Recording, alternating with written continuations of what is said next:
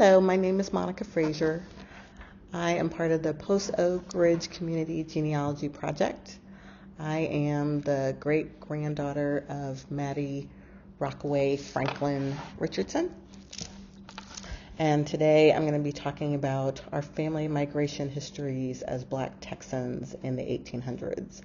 Because the question that we don't often talk about is the history of how we got here.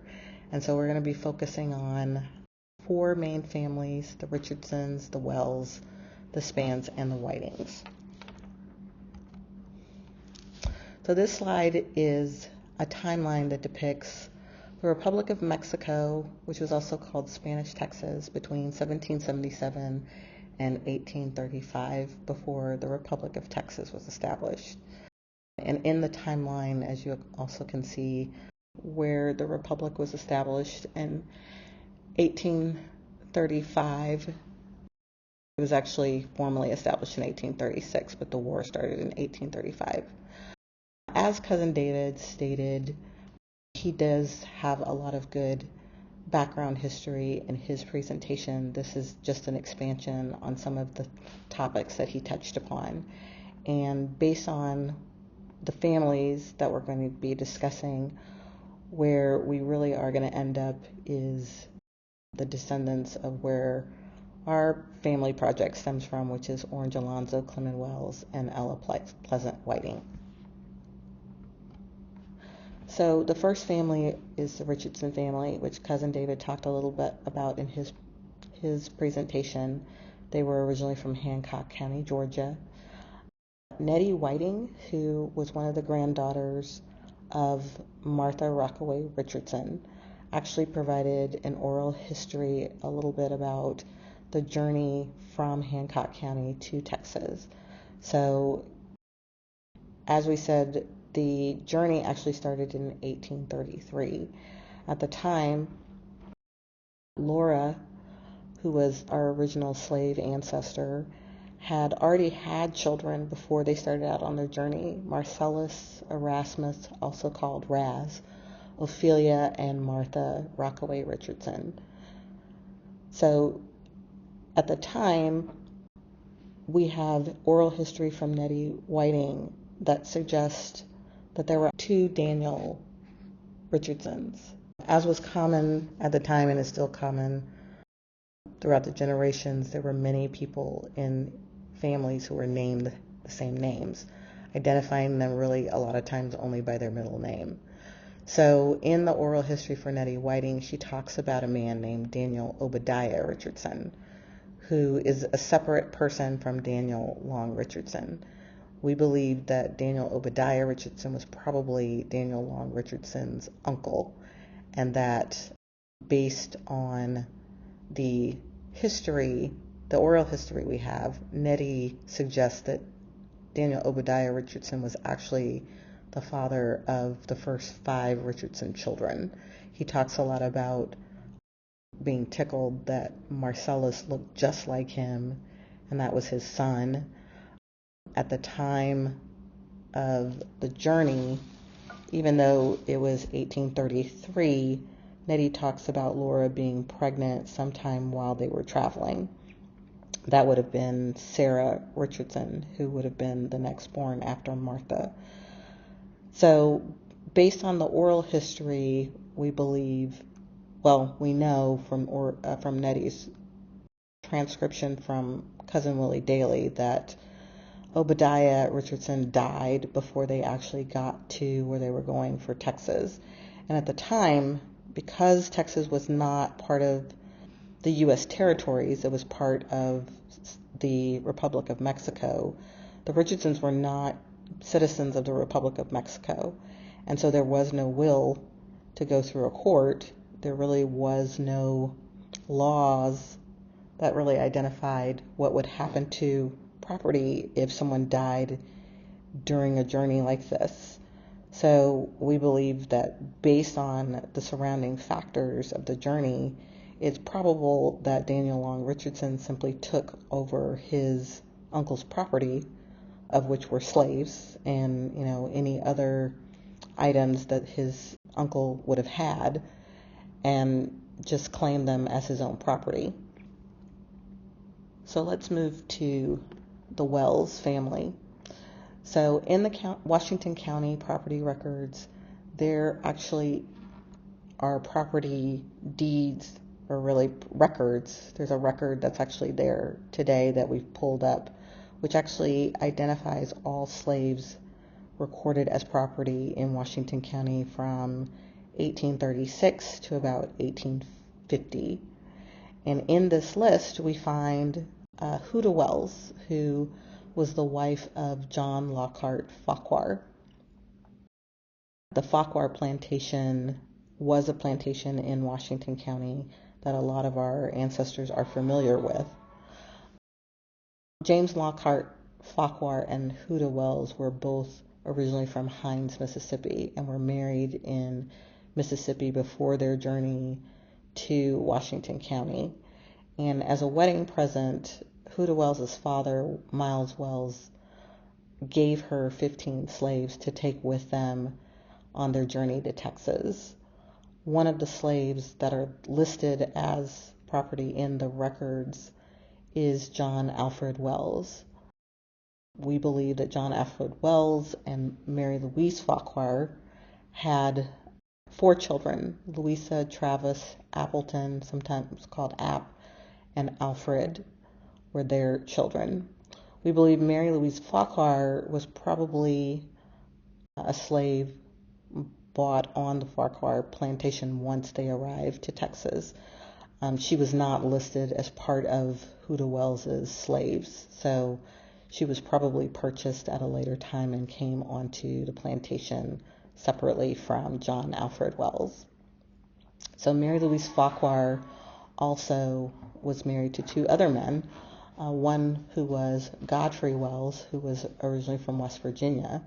Again, we don't have a record of how he got to Washington, Texas. Most likely was sold as a slave to the Farquhar plantation, where he met Mary Louise Farquhar, and they had a son, Orange Alonzo Clement Wells, who was born in 1847, before the end of slavery. Next, we have the Span Plantation. The Span Plantation was owned by John and Charles Span, who were brothers from Charleston, South Carolina. Molly Span was one of their slaves, originally from West Virginia. She had 2 sons, Godfrey Whiting and Lot Robertson, based on the records that we found online at Ancestry.com. There's no indication of who the actual father was for these 2, but we do know that they were actual brothers, even though they had different last names. And so, as Cousin David referenced in his presentation, Martha Rockaway saw Godfrey Whiting and asked her, who she referred to as her father, Daniel Long Richardson, to purchase Godfrey because she wanted to marry him. So Godfrey was then purchased, and then he and Martha had several children, the oldest of which was Ella Pleasant Whiting, born in 1852. So this next slide reflects the union of Orange Alonzo Clement Wells, who married Ella Pleasant Whiting in December 28 in 1868. And this slide represents their first generation of children and who their children married. This particular slide was taken from Ancestry.com, from my personal family tree. And just as a reference point, the sources to make sure that we have correct and accurate information were vetted before publishing this presentation to make sure we have the most accurate representation of the names and dates of our ancestors. So this next section talks about the white colonists who were intertwined with our family, those people who owned our family, specifically the Richardsons. They seem to have a very integral narrative as part of our story as we stayed in Washington County and lived there throughout the generations. So first, the pink boxes represent the white colonists. So Daniel Long Richardson, as we know, at the top was the slave owner that we knew of record. He actually had two daughters, one of which was Jane Baxter Richardson.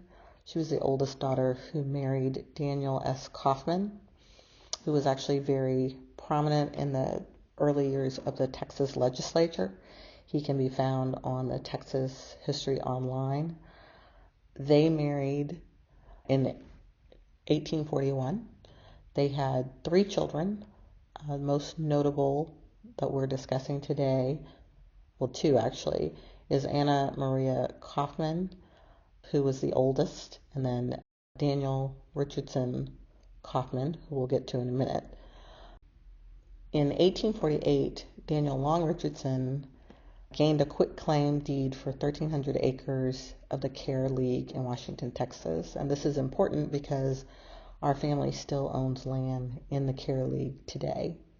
In 1848, Daniel Long Richardson died, and Jane and David Kaufman actually changed their oldest son's name to Daniel Kaufman Richardson in order to inherit the Daniel Long Richardson estate, since at that time women could not inherit their father's estates. So unfortunately, David Kaufman dies in 1851. The next year, his wife, Jane Kaufman, died in 1852 based on complications after their last child.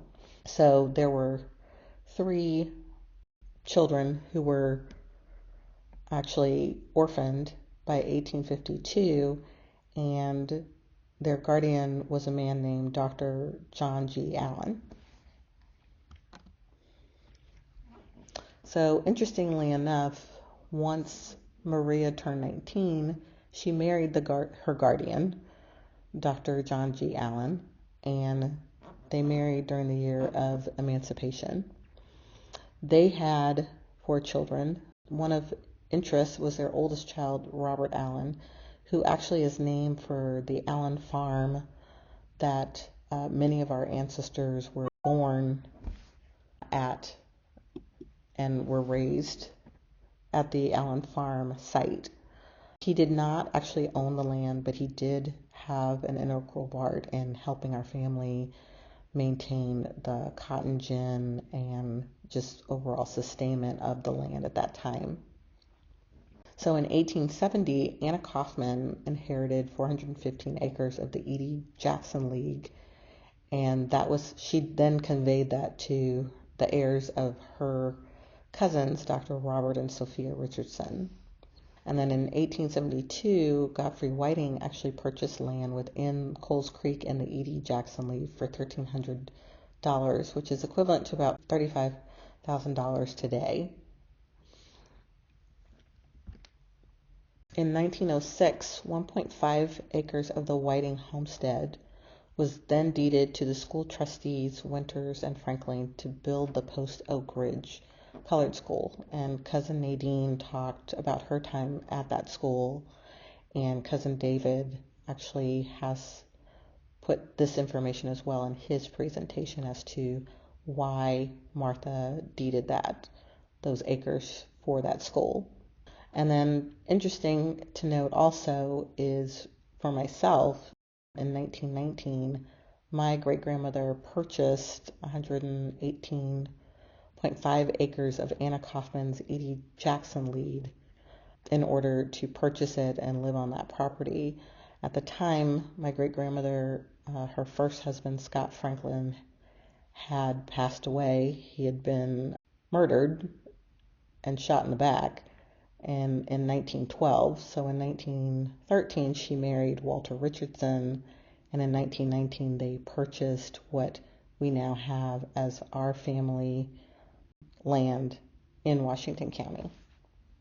So this next slide is a picture of Martha Rockaway Richardson, and there's also in the inset the copy of the deed that she gave to the trustees for the colored school.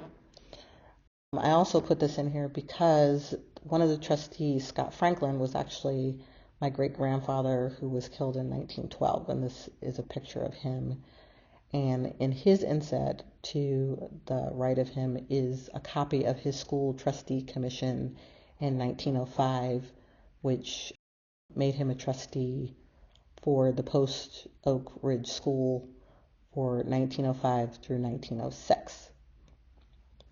This actual document was recovered by me in my grandmother's papers. She had actually kept a copy of this that my great-grandmother had in her papers. So that ends my presentation for our genealogy of how some of our ancestors came to Texas. I hope you enjoyed the presentation, and I hope it encourages you to go and do additional research about your portion of the family. And if you have not already, the Whiting Cemetery that's reflected in this slide is actually in Washington County, and this is a Texas historical marker at our cemetery. So I encourage everybody to go out there and take a look. Thank you.